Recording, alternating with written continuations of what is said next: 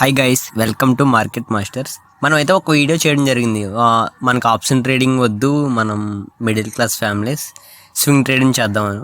But swing trading stocks ఎలా select చేసుకోవాలి, ఇది ఒక పెద్ద క్వశ్చన్గా మారింది. ప్రతి ఒక్కరు కామెంట్స్లో ఇదే అడుగుతున్నారు. దానికోసం ఈ వీడియో చేయడం జరిగింది.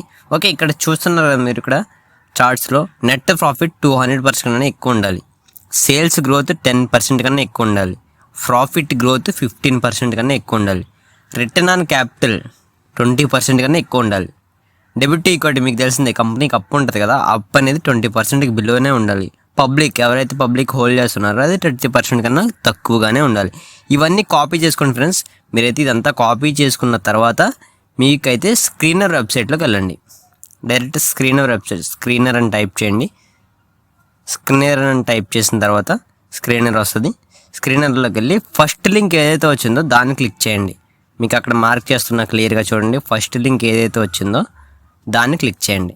ఓకే, దాన్ని క్లిక్ చేసిన తర్వాత మనకి ఒక సైట్ ఓపెన్ అయింది. డైరెక్ట్ స్క్రీనర్ సైట్ ఓపెన్ అయ్యింది. చూడండి ఒకసారి, స్క్రీనర్ సైట్ ఓపెన్ అయింది కదా. దీంట్లో పైన స్క్రీన్స్ అని ఉంది చూడండి, టాప్లో నేను మార్క్ చేస్తున్నాను క్లియర్గా. మీరు ప్రతిదీ ఎక్స్ప్లెయిన్ చేయడానికి చాలా నెమ్మదిగా స్లోగా స్క్రీన్స్ అని మీకు అన్నీ చాలా వివరంగా రాస్తున్నాను. మీకు ఒకవేళ ఇది ల్యాగ్లా అనిపిస్తుంటే మీకు 2xలో పెట్టి చూడడానికి ట్రై చేయండి. ఓకేనా? ఓకే, స్క్రీన్స్లోకి అయితే వెళ్ళిన తర్వాత మీకు అక్కడ క్రియేట్ ఏ న్యూ స్క్రీన్ అని ఉంది చూడండి. రైట్ సైడ్లో పైన ప్రతిదీ మార్క్ చేస్తున్నాను. కొంచెం ల్యాగ్గా ఉంటే దయచేసి 2xలో పెట్టుకొని చూడండి. క్రియేట్ ఏ న్యూ స్క్రీన్ మీద ట్యాప్ చేసిన తర్వాత మీకు అక్కడ ఇక్కడ ఏదైతే ఇందాక కాపీ చేసుకోమన్నాను మిమ్మల్ని, అది కాపీ చేసుకోవాలి. ఇక్కడ కాపీ చేసుకున్న తర్వాత నేను ఇక్కడైతే కాపీ చేసుకున్నా, ఇక్కడికి వెళ్ళి పేస్ట్ చేయండి. మీరు అక్కడ ఏదైతే కాపీ చేసుకున్నారో అది ఇక్కడ పేస్ట్ చేయండి. ఇక్కడ రన్ దిస్ క్వెరీ అని ఉంది కదా, రన్ దిస్ క్వెరీ మీద ట్యాప్ చేయండి. ట్యాప్ చేసిన తర్వాత మీకు డైరెక్ట్ క్వెరీలోకి తీసుకెళ్ళిపోతుంది. ఓకేనా? మన డైరెక్ట్ స్టాక్స్ లిస్ట్లోకి అయితే వచ్చేసాం. ఈ స్టాక్స్ అన్నీ ఏంటనంటే మీరు అక్కడ ఇందాక ఏదైతే క్వెరీలో ఇచ్చారో, అంటే నాకు ఏదైతే 200% కన్నా ప్రాఫిట్ కావాలి, 20% కన్నా బిలో డెబ్ట్కి ఈక్విటీ ఉండాలి, ఇవన్నీ ఏదైతే ఇచ్చారో మీరు వాటి పరంగా ఈ స్టాక్స్ అనే లిస్ట్ అయితే వస్తుంది. మనకి మొత్తం 85 స్టాక్స్ ఉంటాయి. ఇందులో 85 స్టాక్స్ కూడా మనకి ఎప్పుడు రన్ దిస్ క్వెరీ కొట్టినా మనకు అప్డేట్ అవుతూ ఉంటుంది. Current market price, last price, and ఎన్ని స్టాక్స్ ఉన్నాయి, ఎన్ని స్టాక్స్ లిస్ట్ అయ్యాయి, న్యూ స్టాక్స్ ఏమైనా యాడ్ అయ్యా, లేకపోతే దానికి ఆ కంపెనీకి అప్ ఏమైనా ఎక్కువైపోయి ఒక కంపెనీ ఏమైనా లెఫ్ట్ అయిపోయిందా అది క్వెరీలోంచి, నీకు ప్రతిదీ. ఇంకా స్క్రీనర్ వెబ్సైట్ అంటే ఇంకా మీరు చూసుకోక్కర్లేదు. మొత్తం టోటల్ 85 స్టాక్స్ ఉన్నాయి. మీరు 85 స్టాక్స్ ఉన్నాయి కదా, మరి మేము ఎలా సెలెక్ట్ చేయాలి? 85 స్టాక్స్లో మేము ఏ స్టాక్ బై చేయాలి, ఏ స్టాక్ సెల్ చేయాలి, అసలు ఏ స్టాక్ ఎంతవరకు హోల్డ్ చేయాలి, ఇది ప్రతిదీ ముందు ఎక్స్ప్లెయిన్ చేస్తాను. కొంచెం ఓపికగా చూడండి, ఎందుకంటే స్వింగ్ ట్రేడింగ్ చేసే వాళ్ళకి చాలా పర్ఫెక్ట్గా యూజ్ అయ్యే సైట్ అండ్ స్టాక్స్ కూడా ఇవి. ఓకేనా? ఇప్పుడైతే నెస్టల్ ఇండియా అనేది ఫస్ట్ స్టాక్ అయితే చూద్దాం. అది కాపీ చేసుకున్నాను. డైరెక్ట్ గ్రో యాప్లోకి వెళ్ళి ఆ స్టాక్ని ఇప్పుడు మనం అనాలిసిస్ చేద్దాం. చార్ట్ అనాలిసిస్ చేసిన తర్వాత స్టాక్లో మనం ఎప్పుడు ఎంటర్ అవ్వాలి, ఎప్పుడు ఎగ్జిట్ అవ్వాలి. ఎప్పుడు ఎగ్జిట్ అనేది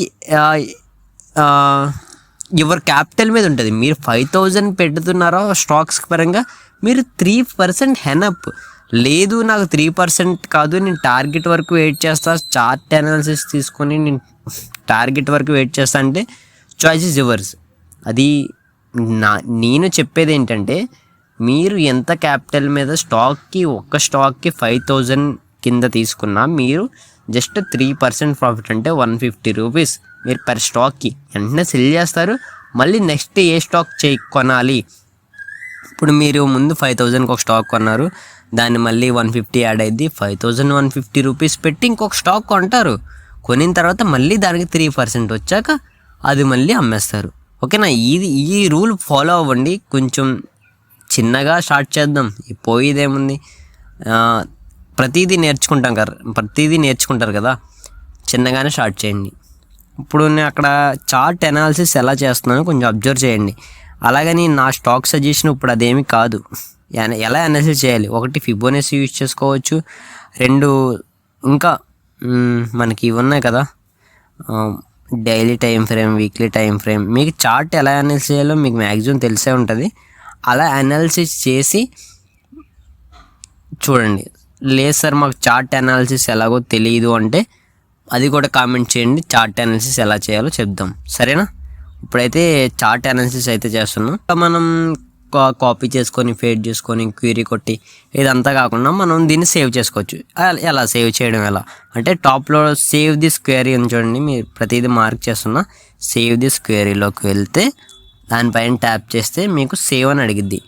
టైటిల్ ఇమ్మంటే అది డిస్క్రిప్షన్ అడిగిద్ది. ఒక టైటిల్ ఇవ్వండి, సంథింగ్ స్వింగ్ ట్రేడింగ్ అని ఇవ్వండి. మీ టైటిల్ కింద డిస్క్రిప్షన్ ఏదో ఒకటి ఇవ్వాలి, లేకపోతే అది సేవ్ అవ్వదు. మీరు కింద స్వింగ్ ట్రేడింగ్ స్టాక్స్ అని ఇవ్వండి, ఓకేనా? ఇలా ఇచ్చిన తర్వాత మీరు దాన్ని సేవ్ చేసుకోండి.